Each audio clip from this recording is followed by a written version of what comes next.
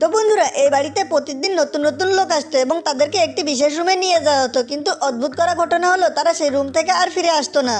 শুধু ওই মেয়েটি বের হতো এবং তার একটি নীল কালারের মুক্তা দেখা যেত এবং তার স্বামী সেই মুক্তা অনেক দামে বিক্রি করতো।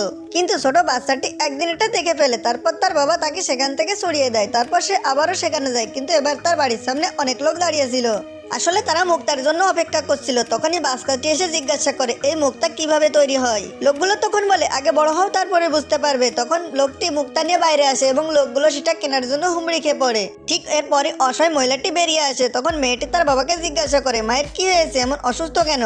তার বাবা বলে আগে বড় হও। তারপর দেখতে দেখতে 10 বছর পার হয়ে যায়। মেয়েটা বড় হয়ে যায়, বাসায় আসে এবং তার মাকে বলে আমিও মুক্তা তৈরির কাজ করতে চাই। এটা শুনে তখনই সে মেয়েটিকে থাপ্পড় মেরে দেয়। তারপর তার বাবা আসে এবং বলে তোমাকে রাতের জন্য প্রস্তুত থাকতে হবে।